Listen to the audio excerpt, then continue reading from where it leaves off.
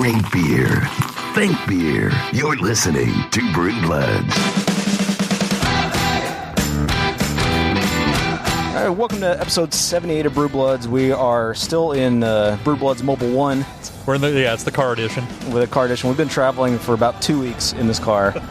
Well, that's how it goes when you live in the middle of Dallas. Every single major highway has traffic that just backs up for hours, and you basically sort of live in your car for a while. Yes, you thought I was just attached to my office chair. Well, Dustin has also grown into his driver's seat. We've had to. We've been sitting here so long. We both our butts are growing into our seats, and I don't know if we'll ever get out of this car. Yes, and we're forced to pee onto each other because that's the only direction it'll go at this point. Right. It's all crusted over like a weird angled volcano. I don't know what that means. Something crusty. Something crusty. This is our North Texas Beer Week 2016 edition. We've got a lot of content in here. What we're going to hear come up here first is an interview with. There's a local radio station called The Ticket. It's a sports radio station. There's a guy on there named Donovan, the great Donovan. The great Donovan. Donovan yes. Lewis. He hosts a midday show. And he's... That was a bad impersonation of the drop. We saw him out at Untapped, and we decided we couldn't help but stop down and talk to the guy. He's a hilarious guy, very funny, very warm. And we got his opinions on beer and what he thinks about the whole beer scene.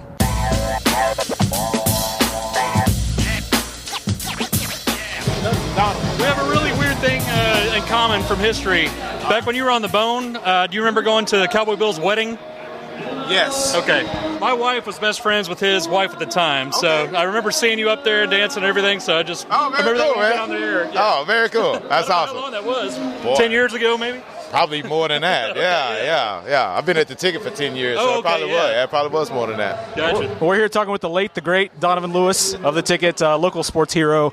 Why are you here at a beer festival and yet you don't have one beer in your hand? You should be double fisting at least. I know, but I am working, so I just want I want the bosses to know that I'm working and I'm completely sober. But Cumulus should understand that part of working at a beer festival is you have a beer in your hand. You know what? You're about the fifth or sixth person that's asked me that, and I'm staying committed to my bit.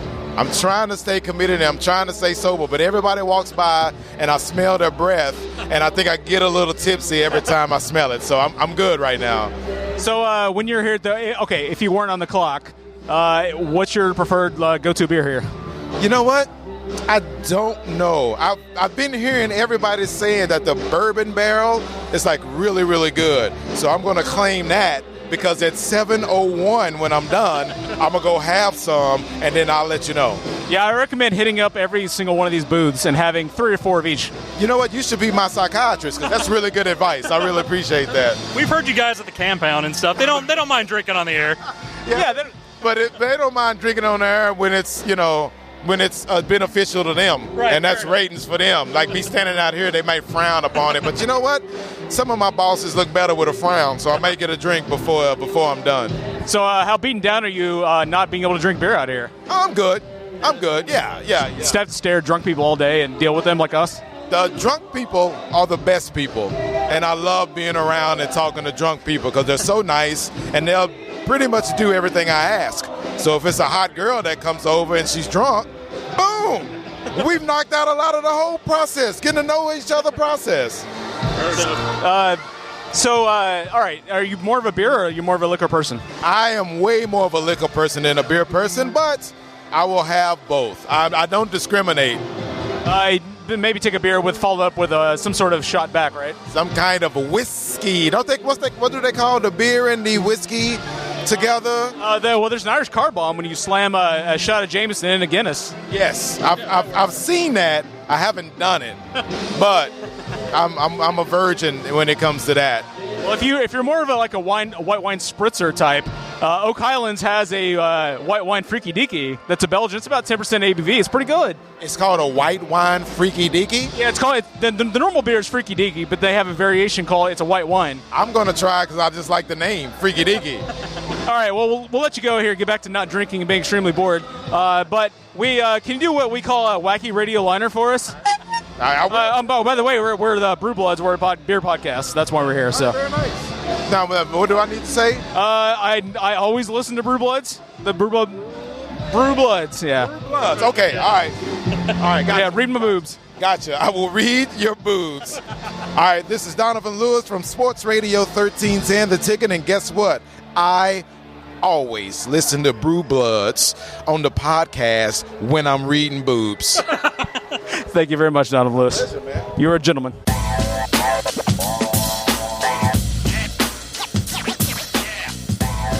All right, well, hope you enjoyed that very brief interview with Donovan Lewis. Coming up next brief but good. when we were at Untapped, we were with Javi and his lady pal Dana, and we tried to do a wrap up at Untapped, but unfortunately our stupid recorder, knock on wood, doesn't do it this time, ran out of juice right at the worst time possible. You missed it too because he was really drunk and in jorts. Yeah, I was. But he was less like that. Not you, but Javi. Oh yeah, Javi, of course, and holding 3 Mexican lagers, of course. Of course, yeah. So yeah, this is our wrap up of Untapped, and what you'll hear in this is our review of the show itself, and then you just heard him last week. Mr. Michael Peticolas pops up. We were at Lakewood Growler when we were doing this. This was the Sunday after Dallas Untapped, and we were there for his beer. I was gonna say, he had a very special tapping. Yeah. That we'll discuss in that review, and he popped on with us briefly. He was listening in, and we forced him on air like we will do to people that stop by and listen in. Yeah, he did not intend to be on the show, but we force-fed him a mic, and so he joined us for that. So here's our wrap-up of Untapped 2016 Dallas, and yet another interview with Michael Peticolas of Peticolas Brewing Company. Probst.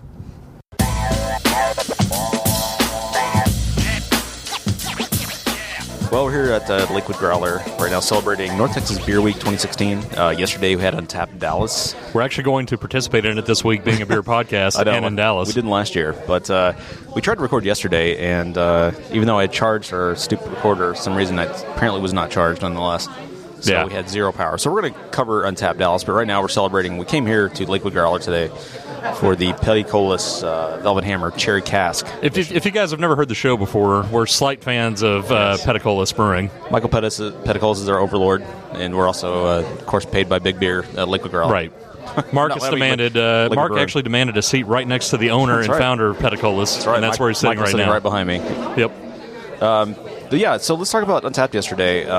We actually weren't even planning to go, and then somehow we scored press passes via Central Track. Javi's with us here again. Hey, and we got them officially for Brew Bloods as well. That's true. Well, we got passes. We got GA, and that's good enough. I'll take it. Yes. Let Javi say hi. Why are you keeping the mic from him? Wait, what are we saying? Say here? hi, Javi. Hey, how's it going, guys? Javi's back. Yeah, so we weren't planning to go, but we got press passes, so we decided to go. Huh? You can't hear me? Oh, I'm trying to talk quiet. Why are you talking quiet? Well, because it's hard to tell with the headphones. We'll talk louder. All right, It's okay. All right, I'll talk louder. Anyways. Thank you. This feels like a conversation. Sorry, I was trying not to be too loud. It's hard to tell when you got the headphones Leave in. all this in the episode. I know. Anyways, so, yeah. Here on the 9th green. And he's attempting a putt, and it sinks. And it's good.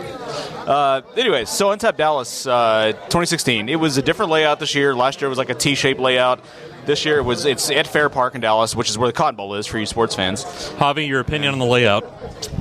I thought it was a little confusing at first. Like, it was kind of hard to get a lay of the land. Right. You didn't know who was where. Yeah, exactly. I mean, they did provide a map. It just felt kind of weird how the breweries, the way they were kind of stacked together, it was... And, I mean, this isn't the organizer's fault, obviously, but it seemed like the breweries that ended up being, like, the most popular ones kind of were all in the same little area.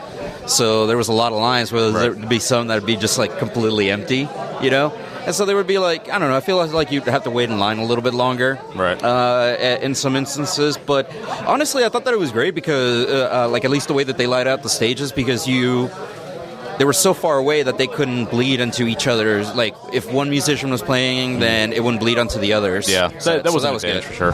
That was going to be my takeaway. Is I think it was better for the music and maybe worse for the beer. Yeah. But they have to have a balance. Yeah, because they're doing both. I still contend Untapped is the best beer festival going in Dallas right now, and really not just Dallas, but going in the Metroplex. It's the best organized. They have good representation from all the breweries, just about. It's the most well-rounded festival for sure. Yeah, I don't think it's close. And it's nice. I mean, somehow it's managed to be, just every time I've been, except for the one time at Panther Island in Fort Worth, it's been perfect weather. Even then it was perfect later in the day. Yes. But it's been perfect weather every time. Last year was also pretty good too. Like, I think it was a little bit chillier than this time, but I mean, it was just, you're right, it was perfect. I think outdoor stuff in Texas should be relegated to the early fall. Yes. Yeah, November. Super late summer. And early spring. yeah, that too. Yeah. But, sometime between November and March. Right. That's the only time you should do it. yeah, It's the only exactly. time. Yeah, it was a good festival, though. So what were some of your standout beers from this festival? I mean, one of the things that I was kind of noticing is that there wasn't like a lot of like super big hype beers. Like there wasn't like one brewery that had like huge lines, but rather it was just kind of cool, like maybe seeing some more of the new breweries. So along those lines, I mean, I know they're not new, but they're just kind of coming back. I really like the Armadillo Ale Works Brunch Money. Yeah, even though they're making a big comeback. They I don't know their entire story, but they were brewing for a while. They're a contract brewer, and they got a lot of hype around Brunch Money. Yes, and then they went away for a while because I don't know the exact situation. Right. So basically, or maybe Dustin could tell us better. Well, no, I was going to say it was interesting when we got in the line. They said that they were grapevine slash. So I didn't have any idea that they were actually working together. Yeah, they were contract brewing through Grapevine. Yeah, right. So I mean, Armadillo was they were brewing out of Deep Ellum Brewery, Right.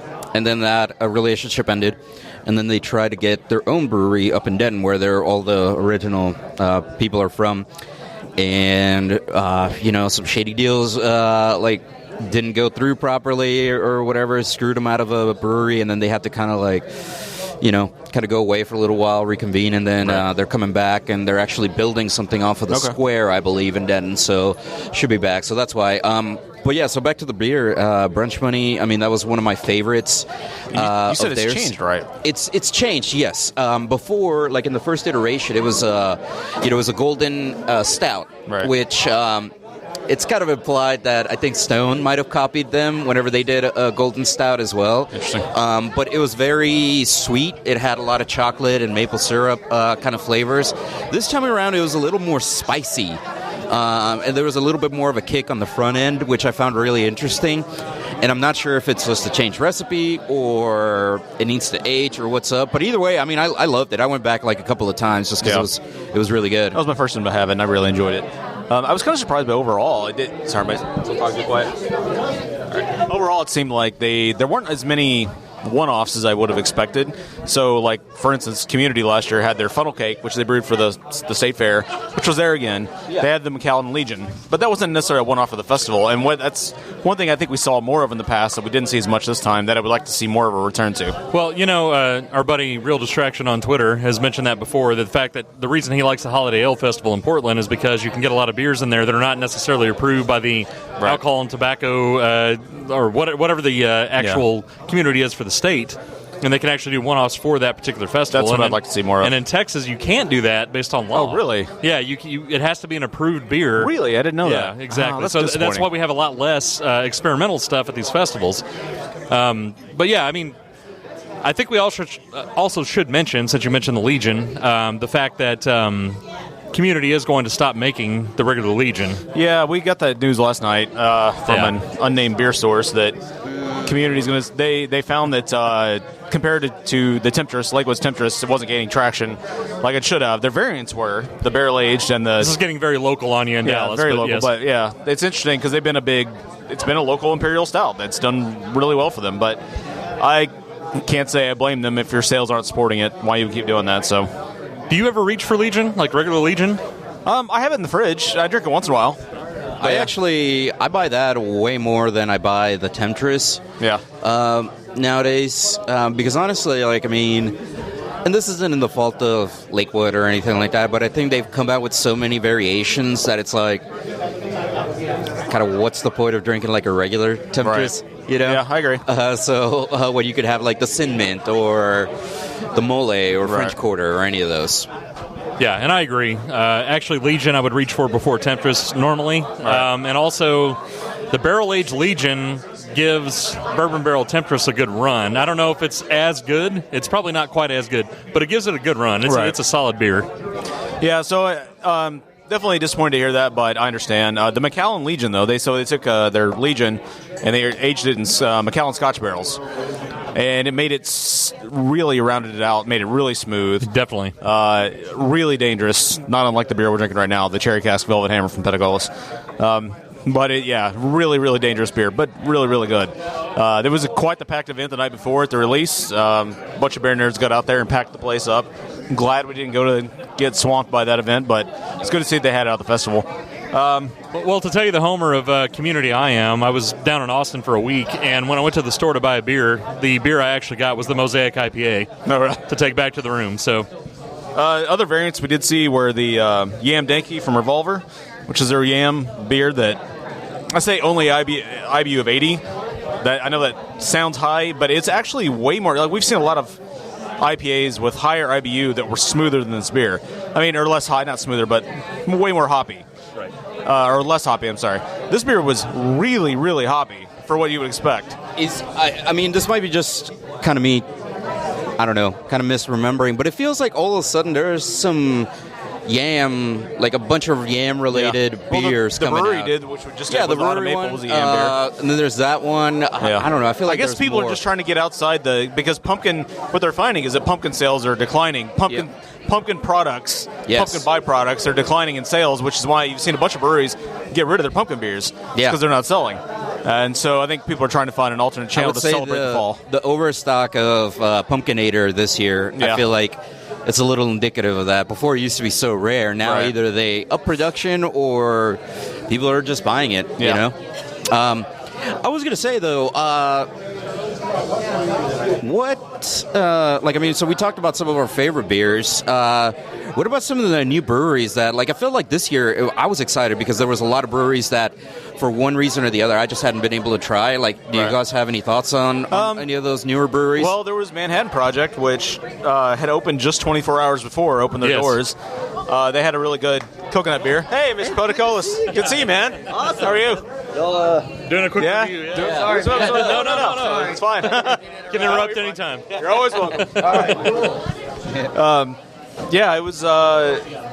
That was fun to see because they had a really good vibe about them, really energetic. Yes. And their rep Sanjay, who was walking up and down the line, just throwing stickers at people, talking to them. He was an excited dude. Yeah, he lent them a really good energy. Yeah. I really like their coconut beer. And I don't think it gets any newer than opening 24 hours before Untapped. I mean, that's as new as it gets. They debuted at the Common Table 24 hours before that. Okay. So. Right.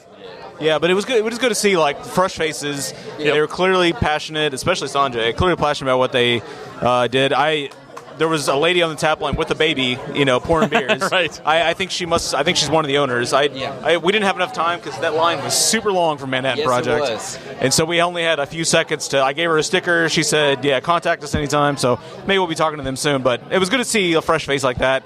And I like to see that energy around, especially someone who just opened just 24 hours before. So that was good to see. Now, I'm going to be lame and not remember the name of the brewery, but what was the one in Richardson that has the gambling? 4 Bullets. Yeah, 4 Bullets. Yeah. I actually thought they had a fairly solid IPA. Yeah. That's the only thing I had from there. I think you got a different beer from them. No, I got the IPA as well. Oh, you did? Okay. Yeah. It's a great standard issue IPA. I mean, yeah, absolutely. I just don't see 4 Bullets around much, so it was a good opportunity. But they're new on the scene.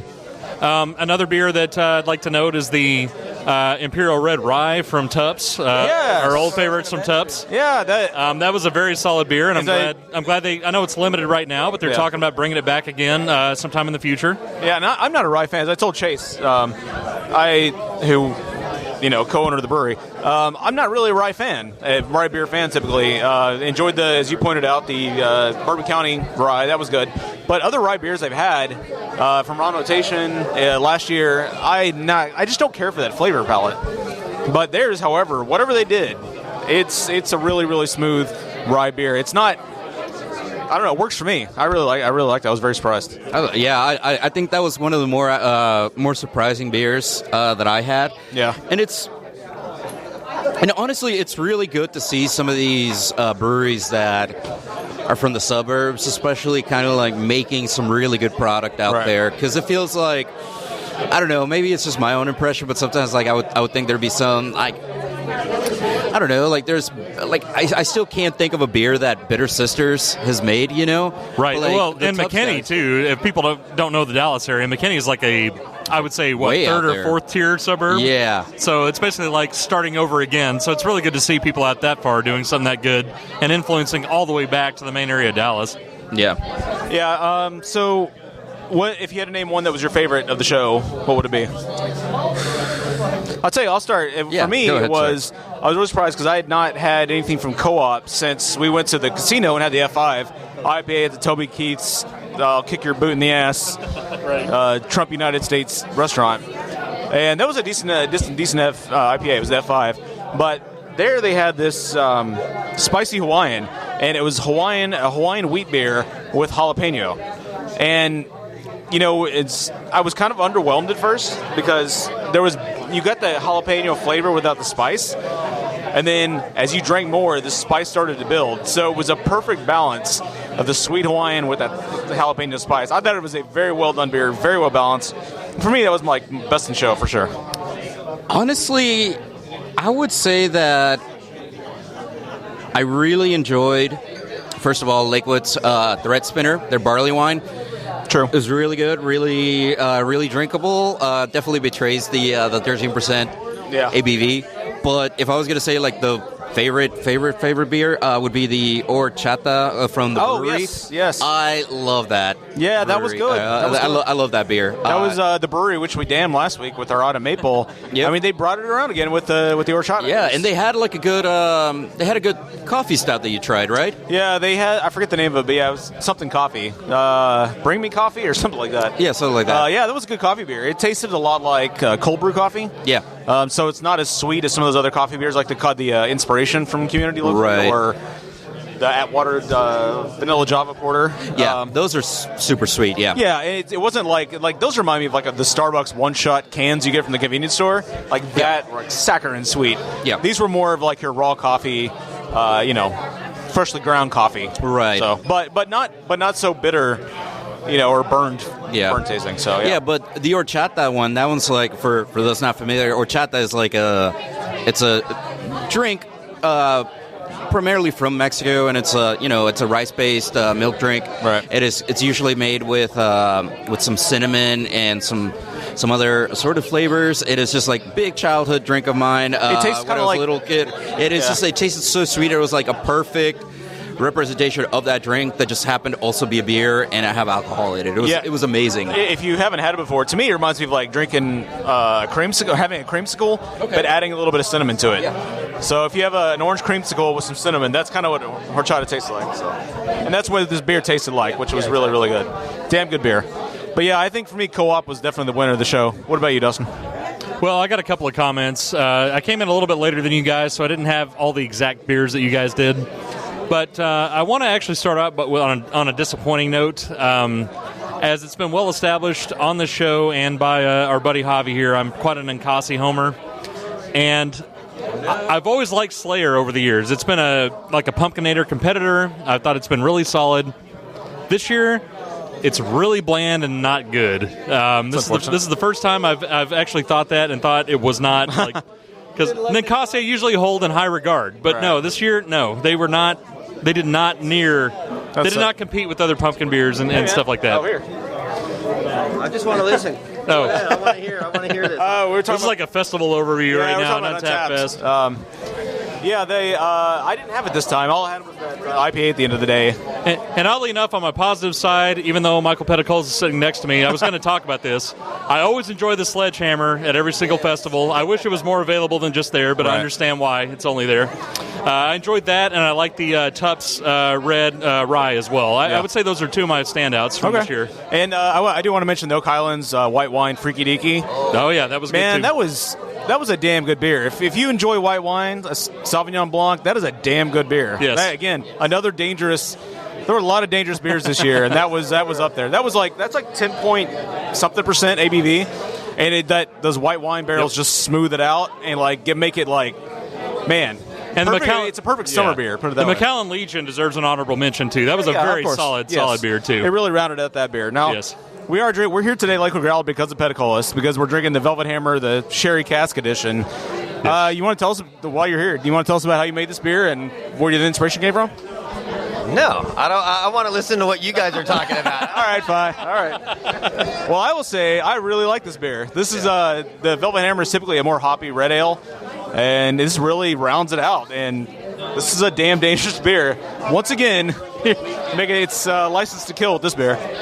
All right, yeah, so seriously, I will have to say a little something about it. Really, where that came from probably is from Sledgehammer. So it's funny you mentioned that because Sledgehammer, to me, has a little bit of a cherry character that comes out in a much more pronounced manner than it does in Velvet Hammer. You really don't get it in Velvet Hammer at all, but we've had a couple of these Sledgehammer occasions where I'm drinking that beer. I'm like, man, I'm getting a lot of cherry out of this thing.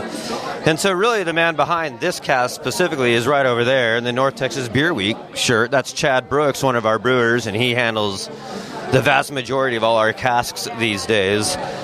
So this one was his, and they were joking. People were like, hey, what kind of cherries are in that? What kind of, and he's like, I don't know, fresh cherries from Whole Foods? I don't know what kind of cherries they were, but very, again, kind of our style, very subtle. I think you definitely get that cherry as it warms up. It comes out a little bit more. Certainly complements the beer.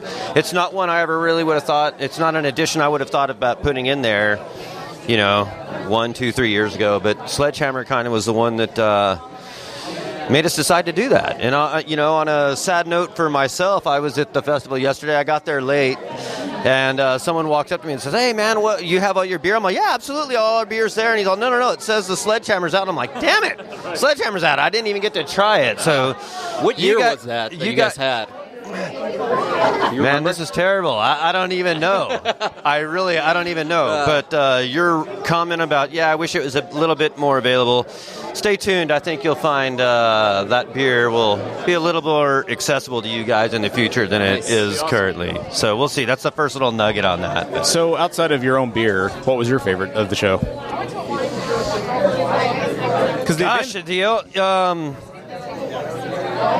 It was the Green Flash. I don't know if it was Silva Stout or Cellar 3? Yeah, maybe that was it. It was definitely a Cellar 3 version of their stout. No, he was telling us about it. It was literally as I was walking into the festival, someone really walked right up to me and said, "Hey, man, you've got to try this." And I know, he told us. I'm like, that. "Okay, yes, I like Green Flash beer. I have an affinity towards those guys." So yeah, that's it. But at these festivals, I'm not a lot like you guys. I don't go to all the booths. I've been there and I've kind of done that. And what I've realized over time is I like my beer and I enjoy my beer. So I just kind of hang out at my booth and drink Black Curtains and Wintervention and a cask of Hammer and a cask of Sit Down with a Eureka hop and just kind of repeated and rinsed with that and maybe a Lost Epic thrown in there. And I would say that was 90% of the beer I drank yesterday was my beer. Well, plus you're supposed to be an envoy, I guess, but you can't really be a tourist. I wasn't there as long, though, yesterday. It was my daughter's birthday, so I was like, I've got to really either short my crew or my daughter. Yeah. And so I decided to short my crew yesterday, so I wasn't at the festival from start to finish, like I like to be. I still had a great time. The weather couldn't have been better. The music's awesome. Our location was great. I thought our traffic was good, so, I certainly had a ball. And my intent of sitting down here was not to really talk to you guys. I was interested to hear what you guys are talking about. I'm like, no, let's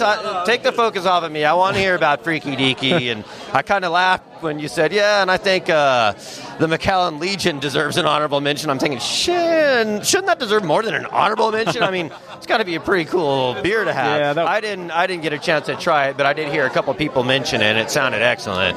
Yeah, we discovered the advantage yesterday to being with one of the breweries is you can have as much beer as you want because Alex had the one of his red Solo cups there, and you just get pour after pour. Like that's whereas we're confined. I think Dustin had 7 pours, and I think I had 15. Somehow I got more than him, but. You got to be careful. I hope y'all stayed a little bit more sober than at Big Texas Beer Festival. All right. Well, we were a little better this. We didn't stay as long this time, so. Well done. Here, let me hand this mic back. Y'all continue doing what you do. I appreciate it. Thanks, guys. Yeah, thank you. All right. Well, and actually, so we were talking about the Green Flash Cellar 3. Yeah. There's a lot of variations. And to be honest, I kind of forgot which one we had. I didn't log it on Untapped. I didn't ever have that one, so. I didn't ever get a chance to have that one. Oh, really? Man. Yeah. That's what happens at these festivals. Like, you start out, log in everything, but all of a sudden, you just throw caution to the wind. But did you have the one of the Twin Peaks beers? More importantly, with their boob coasters that they were tossing, or koozies that they were tossing around. So did you have a review of this one? This smooth? One, like I said, it's smooth and dangerous. Smooth, dangerous, It is, it's a man. drinking beer. The Velvet Hammer, for those who most of you have not had this in Dallas, it's a really hoppy red ale. Yes. And if you don't like hops, this is like the counter punch to that. because it's like all the hoppy traces are gone. There's no bitterness. It's just smooth. It's like smooth and sweet, like just a little sweet, not too sweet, but it's got just a little edge. It's not like drinking maraschino cherry. No. It's like cherry wood or something like that. It's like if you were to smoke with cherry wood, it's kind of like that flavor. Sure. But no hop edge to it. And it's just an easy drinking, damn dangerous. I agree. For sure. Yes. Another in the hammer series that will hammer your head the next morning. That is true. All right. Well, coming up, we're also going to continue to celebrate North Texas Beer Week. We've got a series at Lakewood tomorrow night, which we'll be covering also. A bunch of the brewers from North Texas are getting together to discuss their origin stories. Should be really cool getting the North Texas history of craft beer and that kind of stuff. So we'll definitely have some reporting on that. We'll see what comes out of that. Maybe we'll make some connections. We can't give you direct audio, but we'll definitely give a good recap of it. They will have, if you're interested in origin stories and all that, Lakewood is going to be put out their own podcast of the audio from that, and maybe video too. But we'll have more reporting for that tomorrow night.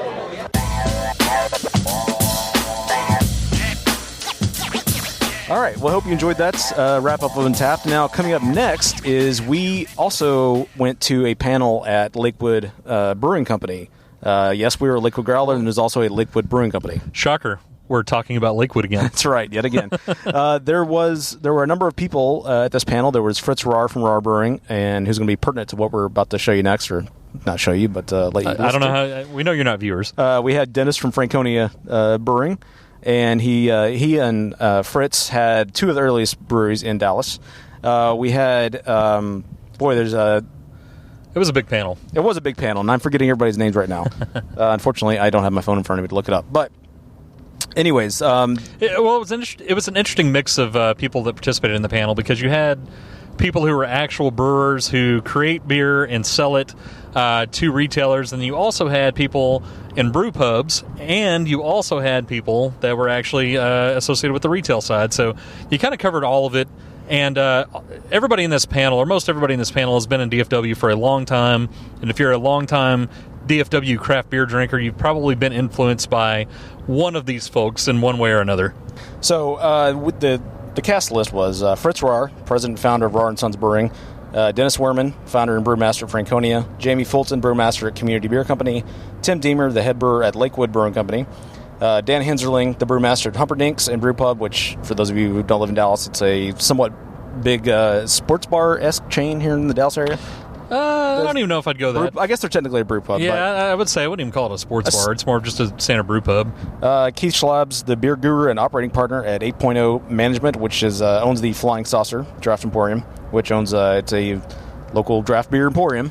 Flying Saucer's more than local. They're a pretty big chain. If you guys have one around, you should definitely stop in. They're always a beacon of craft beer drinking. Yes. Rick Ali, the co-owner of Lone Star Beverages and Taps and Caps, which are growler shops.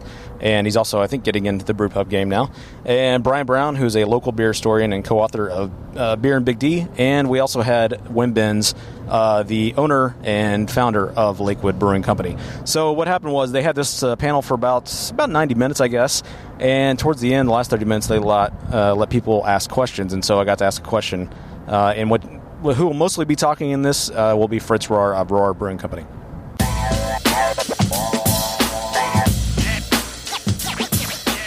I'm interested to know, as brewers, and you've been around so long in the game, how much time, because you have these large-scale breweries now, and you have a lot of micromanaging you have to do in other parts of the business, how much do you miss the creation of being able to create more beer more often? How much time do you allow yourself now? And then when you find something you really like, how do you know that it's the right one to sell? First of all, my brewers don't let me get anywhere near the brew house anymore.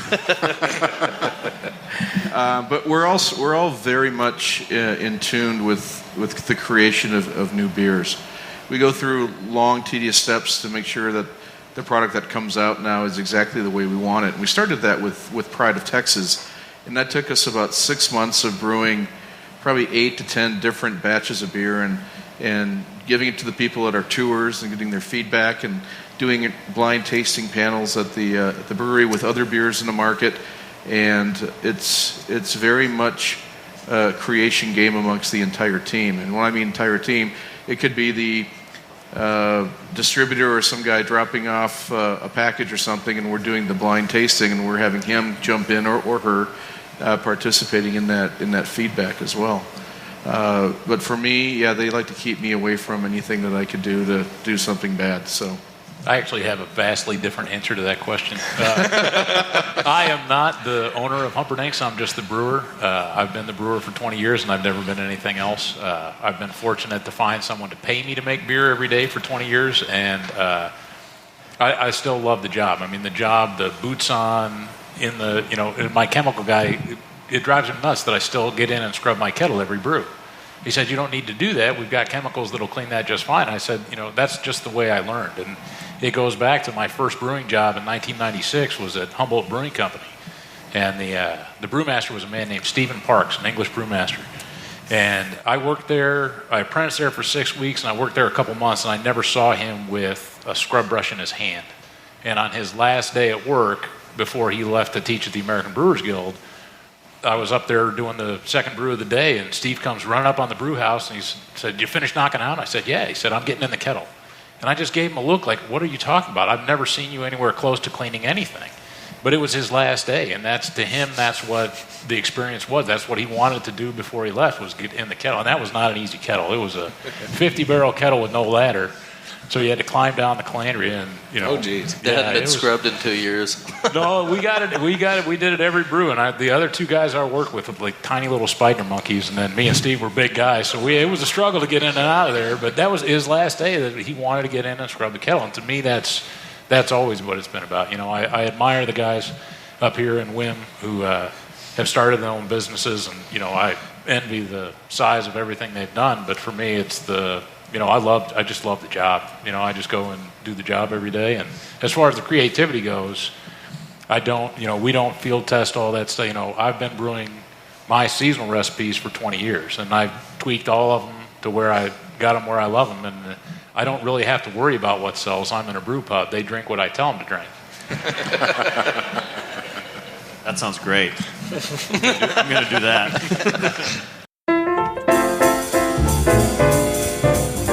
All right, well, that was a long and exhaustive wrap-up of North Texas Beer Week 2016. I'm tired, Mark. I got to go to bed. I am tired, too. Hopefully someday we will get out of this car, out of Brew Blood's Rolling Mobile 1, Rolling Thunder. We'll just plow this right into your house and right into your bedroom, and then we'll just spoon and go to sleep. Hey, as long as we get sleep, that's all that matters. Exactly. I hope you enjoyed the content. Coming up next week is our interview that was part of North Texas Beer Week 2016. That's an interview with Dave Ingber's. We can't give you everything in one episode. Yes. We've gotten complaints about episode length before, so we're trying to keep it as succinct as possible. And plus, we like to who doesn't like to be teased and then have to wait for the climax, if you will. We're going to keep stroking that taint. Your climax, we'll have to wait, though. That sounds very dirty. It's intended to be dirty. Oh, okay. All right, well, thanks for listening to Brew Bloods episode 78. Hope you enjoyed the show. If you want to contact us, you can email us, brewbloodshow@gmail.com. You can call us at some number I can't remember right now. Go to the website, brewbloods.net. If you haven't subscribed to the show, please do. Just go to the website. There's all the links to subscribe, iHeartRadio, RSS, at the Mark on Google Twitter. Music, all that jazz. You can follow us on all the social networks. Dustin is at the WS9775 on Twitter. I'm at the Mark with a C. You can follow us at Brewbloods on just about every other social platform. Or brewbloodshow@gmail if you want to email us. Yes. Or reddit.com/r/brewbloods. All right. I know our phone number ends in beer. I don't remember the rest. 469-665. No, that's the old number. No. Don't give a wrong one. Who cares? Go to the website. There's contact crap there. All right. We'll catch you guys next week. Hopefully, we'll be out of the car for the next episode, but maybe probably not. But if we're not, we're going to keep the blinker noises and the GPS and everything going. That's right. It's a new bit. All right. We'll catch you guys next week for another episode of Brew Bloods. Probst.